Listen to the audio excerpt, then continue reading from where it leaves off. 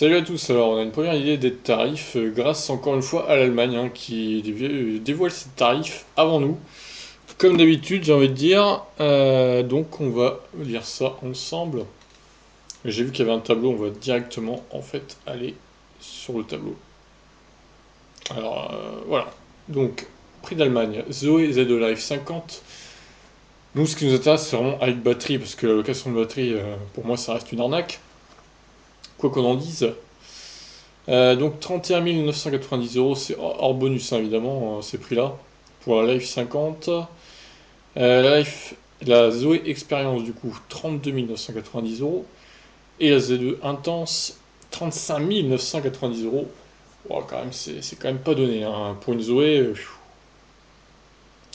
Donc ils ajoutent, si l'on part du principe que ces prix ne devraient que peu varier sur le marché français, son prix de base devrait donc être extrêmement proche de celui de la Peugeot i208 annoncé à partir de 32 100 euros dans sa finition active sur le marché français. Des prix qui comprennent une garantie de 8 ans ou 160 000 km sur la batterie à hauteur de 66% de la capacité de la charge initiale. Ah, ils prennent pas trop de risques hein, sur la capacité de la charge initiale.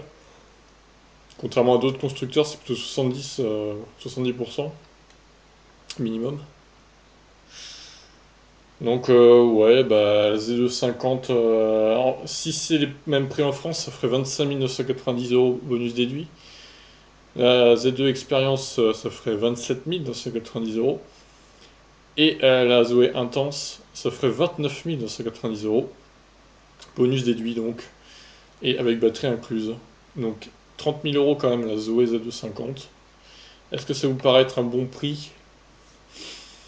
Moi je dirais que c'est peut-être un poil cher pour une si petite voiture. Après, c'est pas non plus hyper choquant, on va dire. Mais bon, est-ce que la i208 serait pas mieux pour à prix égal? Parce que franchement, ça a l'air d'être les mêmes prix. Hein. Pour la i208, ils se sont calés sur Peugeot, j'ai l'impression. Donc je sais pas, à voir. Ça fait quand même cher pour des citadines, même si elles sont électriques, elles ont une grosse autonomie, c'est sûr. Après, la Zoé, c'est vrai qu'elle se recharge bien à haute puissance, notamment AC. En combo, c'est un peu moins bien, c'est 50 maximum, donc